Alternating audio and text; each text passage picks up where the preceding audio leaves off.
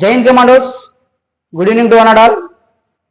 చాలా రోజుల తర్వాత మళ్ళీ యూట్యూబ్ నందు రాబోతా ఉన్నాను.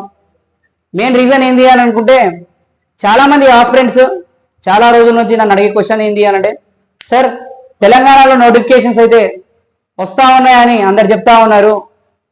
సో దానికంటూ మేము ఏ విధంగా ప్రిపేర్ అవ్వాలి, ఏం చదవాలి, ఎలా చదివితే మేము విజయానికి గట్టెక్కుతామన్న ఆందోళనలో చాలా ఉన్నాం సార్. సో దానికోసమే ఈరోజు మీ ముందుకు వచ్చాము. మెయిన్ థింగ్, ఒక మంచి విషయ నిపుణుని ఈ స్టూడియోలో మీ ముందు పట్టుకొచ్చాను ఈరోజు. ఆ సార్ కనుక పేరు చూస్తే ప్రసాద్ సార్. ఇప్పటి వరకు ఉభయ తెలుగు రాష్ట్రాల్లో గత 15 సంవత్సరాల నుండి, స్పెషల్లీ కనుక చూస్తే ఐరైస్, సైన్ ఇండియా, ఐకేఎస్, అదేవిధంగా అవనిగడ్డ ఇలాంటి పెద్ద పెద్ద సంస్థలలో గత 15 సంవత్సరాల నుండి తిరుగు లేకుండా ఎంతో మంది విద్యార్థులను ఉన్నత స్థాయికి తీసుకెళ్లినటువంటి మంచి విషయ నిపుణుడు. సో సార్ గారు, మీరు ఈరోజు చాలా మంది విద్యార్థులు మీ యొక్క సజెషన్ కోసం చూస్తూ ఉన్నారు సార్. సో దయచేసి వాళ్ళకి మీ తరపు నుంచి ఈ సబ్జెక్ట్ పరంగా వాళ్ళకు ఎంతో కొంత సాయం అందిస్తారని కోరుకుంటున్నాను. Good evening sir. Good evening. మా విద్యార్థులు చాలా రోజుల నుండి కొంచెం ఆందోళన ఉన్నారు సార్. బయాలజీ అనే సబ్జెక్ట్ని ఏ విధంగా ప్రిపేర్ అవ్వాలో వాళ్ళు తెలియకుండా ఎక్కడెక్కడో కోచింగ్లను తీసుకుంటూ ఎన్నో రోజుల నుండి ఎన్నెన్నో పుస్తకాలను చదువుకుంటూ ఏం చదవాలో అర్థం కాకుండా ఆందోళన ఉన్నారు సార్. మీకు గత 15 సంవత్సరాల నుండి ఎన్నో సంవత్సరాలు చెప్పినటువంటి అనుభవం ఉంది. మీరు పెద్ద పెద్ద సంవత్సరాలు చెప్పారు. ఎంతోమంది విద్యార్థులు మీ దగ్గర ఉత్తీర్ణుల ఈరోజు చాలా మంచి విజయ దిశలో తన విజయ క్రీడలను ఎగురొస్తూ ఎన్నో మంచి మంచి పొజిషన్లో ఉన్నారు సార్. ఇప్పుడు మీరు బయాలజీ పరంగా మా పేద విద్యార్థులకు ఏ విధంగా సూచనలు, సలహాలు ఇవ్వగలుగుతున్నారో చెప్పగలరు సార్. గతంలో ప్రశ్నలు అడిగే విధానం, ప్రస్తుతం ప్రశ్నలు అడిగే విధానం మారింది. గతంలో ప్రశ్నలు నార్మల్గా అడిగేవాళ్ళు, డైరెక్ట్ బిట్స్. కానీ ఇప్పుడు మారుతున్న ధోరణికి అనుగుణంగా ప్రశ్నల సరళి అనేది ఎక్కువగా చేంజ్ అయింది. అప్లికేషన్ ప్రశ్నలు ఎక్కువగా వస్తున్నాయి. అదేవిధంగా విద్యార్థులు తమ ప్రిపరేషన్ ఎప్పుడూ కొనసాగిస్తూనే ఉండాలి. ఎందుకంటే ఈ కాంపిటీషన్ ఎదుర్కోవాలంటే వాళ్ళు నిరంతరంగా ప్రిపేర్ అవుతూనే ఉండాలి. ఎగ్జాంపుల్, మనం ఒక చెట్టుని కత్తిరించాలంటే ఫస్ట్ దాన్ని సానబెట్టాలి. సానబెడితే ఏమవుతుందంటే మంచిగా అది కట్ చేయడానికి ఈజీగా ఉంటుంది. అదే ప్రిపేర్ అయ్యే విద్యార్థులు డైరెక్ట్ కాంపిటేటివ్ ఎగ్జామ్స్లో సక్సెస్ కాలేరు. ముందు నుంచే ప్రిపేర్ అయితే గొడ్డలి సానబెట్టినట్టు ఈజీగా ఆ చెట్టు అనేది ఈజీగా కట్ అయిపోతుంది. కాబట్టి నోటిఫికేషన్తో సంబంధం లేకుండా ఈ ప్రిపరేషన్ అనేది నిరంతర ప్రక్రియ.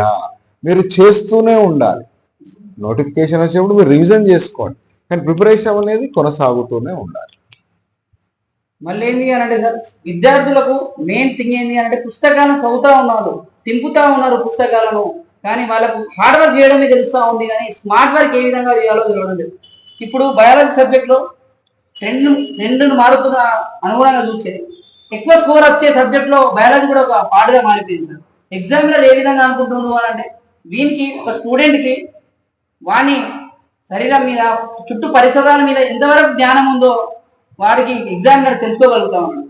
సో మన బయాలజీ సబ్జెక్ట్లో కూడా ఏ చాప్టర్లకి నుంచి, ఏ ఏరియాస్ నుంచి ఎక్కువ క్వశ్చన్స్ వచ్చే ఛాన్సెస్ ఉన్నాయి, ఒకసారి పిల్లలు చెప్పగలుగుతారు? ఈ జనరల్ స్టడీస్ లో భాగంగా మనకి ఎక్కువ మానవ శరీర ధర్మశాస్త్రం మీద క్వశ్చన్స్ అడుగుతారు. ఈ general studies not only SI, constable, groups ఏదైనా కావచ్చు, జనరల్ స్టడీస్ నుంచి ఎక్కువగా అడుగుతారు. జనరల్ స్టడీస్ లో అందులో హ్యూమన్ బయాలజీ, మానవ శరీర ధర్మశాస్త్రం అంటే మానవ వ్యవస్థలు, జీర్ణ వ్యవస్థ, శ్వాస వ్యవస్థ, రక్త ప్రసరణ వ్యవస్థ, నాడీ వ్యవస్థ, విసర్జక వ్యవస్థ, మానవుని యొక్క వ్యాధులు, అన్ని రకాల వ్యాధులు, బ్యాక్టీరియా వ్యాధులు, వైరస్ వ్యాధులు, ప్రోటోజోవా వ్యాధులు, వీటి మీద ప్రశ్నలు అడుగుతాడు. కాకపోతే అడిగే విధానం మారింది. ఒక ఉదాహరణ మీకు చెబితే, మన మెదడులో ముందు 3 భాగాలు ఉంటాయి. ముందు మెదడు, మధ్య మెదడు, వెనుక మెదడు. వెనుక మెదడులో ఒక ముఖ్యమైన నిర్మాణం ఉంటుంది, అనుమస్తిష్కము అని, చిన్న మెదడు అంటారు. దాని గురించి నేను మీకు చిన్నగా వివరిస్తే, ఈ అనుమస్తిష్కంని చిన్న మెదడు అంటారు. ఇది శరీర సమతాస్థితికి తోడ్పడుతుంది. నార్మల్గా సమతాస్థితి అంటే బాడీ బ్యాలెన్స్ని మెయింటైన్ చేస్తుంది. ఇంతకుముందు ప్రీవియస్ ఎగ్జామ్స్లో ఎలా అడిగేవాళ్ళు, ఇంతకుముందు కాంపిటీషన్ తక్కువ ఉన్నప్పుడు ప్రశ్న శరీర సమతా స్థితికి తోడ్పడే అవయవం ఏది? డైరెక్ట్ బిట్ ఆన్సర్ అనుమస్తిష్కం. ఇప్పుడు అలా అడగడం లేదు, దీనిలో అడిగే విధానం మారింది.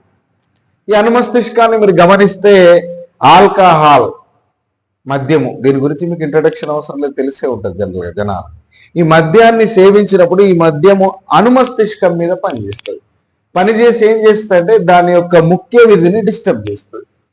అందుకే ఆల్కహాల్ తీసుకున్నవాడు తూలుతూ ఉంటాడు, ఊగుతూ ఉంటాడు.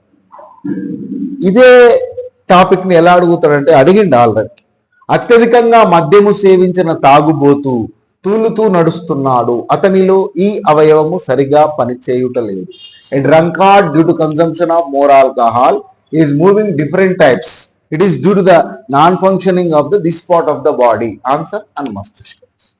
అదే విధంగా దీన్ని మన నిజ జీవిత లైఫ్ కు కూడా లింక్ చేస్తాం.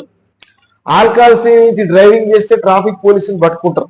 జనరల్ స్టడీస్ అంటే ఏదో బుక్కులకి వెళ్ళి ఆ బయాలజీ ఈ బయాలజీ కాదు, ఫస్ట్ నీకు సంబంధించిన బయాలజీ తెలుసుకోవాలి. పాల ప్యాకెట్ కొనుక్కుంటావు, పాశ్చరైజేషన్ టెక్నిక్, పాల నిల్వ చేసే పద్ధతి ఎవరు కనుక్కున్నావు? పాశ్చరైజ్డ్ టోన్డ్ మిల్క్ అని రాసినాడు లూయిస్ పాశ్చర్. అట్లా విధంగా నువ్వు ఆల్కహాల్ సేవించి డ్రైవింగ్ చేస్తే నేను ట్రాఫిక్ పోలీస్ ఆపి drunk and drive case book చేస్తాం. దాన్ని కొలిచే పరికరం పేరేమి అని అడుగుతాడు. Breath analyser. బయాలజీ అంటే ఏదో వేరే బయాలజీ కాదు, ముందు నువ్వు నీకు సంబంధించిన బయాలజీ తెలుసు. అట్లాంటివి అడుగుతున్నాడు. చెప్పండి ఇంకేంటి.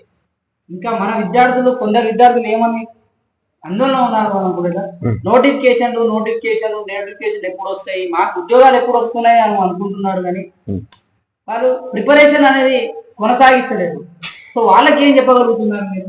నేనేం చెప్పగలుగుతున్నా అంటే, నన్ను కూడా విద్యార్థులు అంటుంటారు, సార్ నోటిఫికేషన్ వచ్చినా కూడా పోస్టులు తక్కువ ఉన్నాయంటారు. నేను నీకెన్ని కాలరా అని అడుగు. నేను మాట్లాడేది ఒక్కటే, గెలవాలన్న ఆకాంక్ష ఉన్నవాడు పోరాటం నుండి తప్పుకోడు, పోరాటంలో ఉన్నవాడు ఓడిపోడు. ఈ ప్రిపరేషన్ అనేది నిరంతర ప్రక్రియ.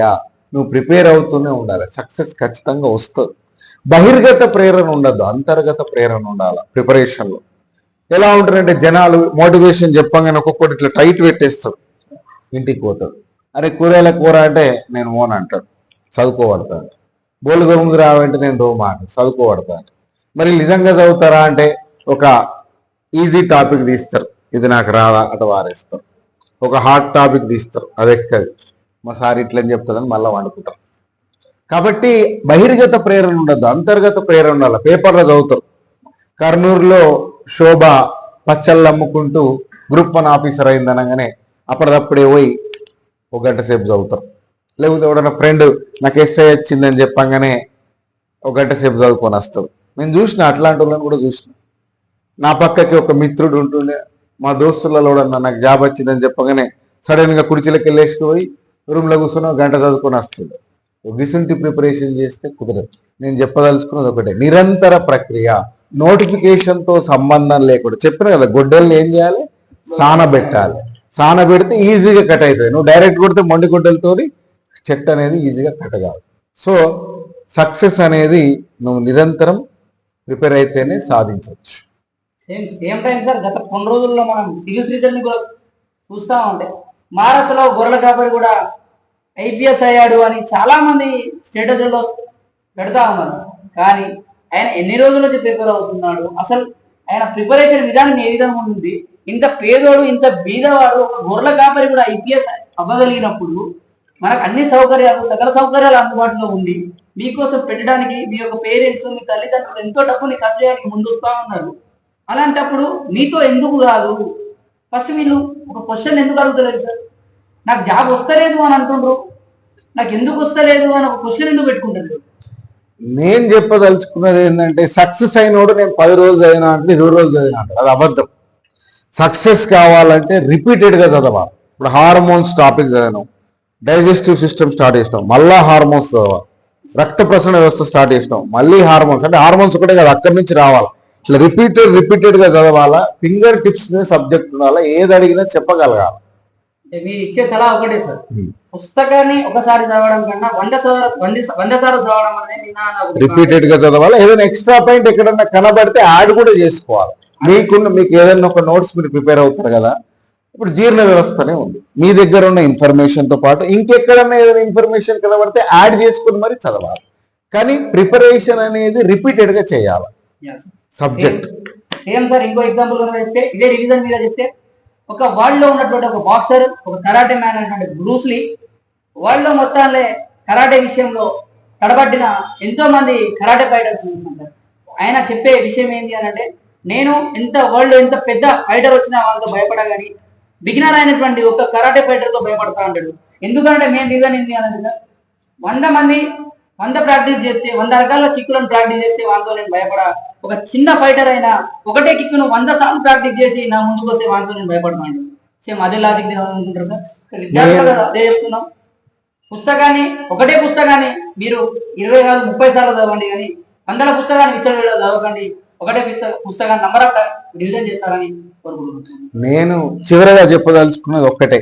ఇప్పుడు ఫలానా మిమ్మల్ని ఫలానా ఎక్స్ వాళ్ళ కూతురు, ఫలానా వై వాళ్ళ కొడుకు అని పిలుస్తారు. రేపు పొద్దున మీరు ఎస్ఐ అయితే మీ నాన్నగారిని ఫలానా ఎస్ఐ వాళ్ళ కొడుకు అని పిలుస్తారు. మీ నాన్న ఎస్ఐ వాళ్ళ తండ్రి, ఎస్ఐ వాళ్ళ అమ్మగారు అని పిలుస్తారు. అప్పుడు మీ నాన్నకు కండక్టర్ కొడుకు కలెక్టర్ అయినంత ఆనందం కలుగుతుంది. మీరు ఏం కొనిచ్చినా ఏం తినిపించినా అది వేరే ఉంటుంది. మీ ఆనందాన్ని మనం వర్ణించలేం. కాబట్టి వాళ్ళని ఆ స్థితిలో ఉంచాలంటే మీరు చేయాల్సింది ఒక్కటే, ప్రిపరేషన్ నుంచి ఆపదు. కొన్ని జీవులు ఏం చేస్తాయంటే, ఒక నోటిఫికేషన్లో రాకపోతే బుక్కులు తీసుకుని వాళ్ళ ఇంటికి పోతాయి. అట్లా వేయద్దు. గెలవాలన్న ఆకాంక్ష ఉన్నవాడు పోరాటం నుండి తప్పుకోడు, పోరాటంలో ఉన్నవాడు ఓడిపోడు. ప్రిపరేషన్ని ఆపాల్సిన అవసరం లేదు. సక్సెస్ ఖచ్చితంగా వస్తుంది. Thank you sir. ఈ వీడియోని తప్పకుండా ప్రతి ఒక్కరు చూసి, ప్రతి ఒక్క పేద విద్యార్థి ఇలాంటి ఎక్స్పర్ట్స్ యొక్క సలహాలు సూచనలు తప్పకుండా పాటించి మీ యొక్క విజయానికి తప్పక మేమంటాం తోడుంటామని ఆశిస్తూ థ్యాంక్ యూ.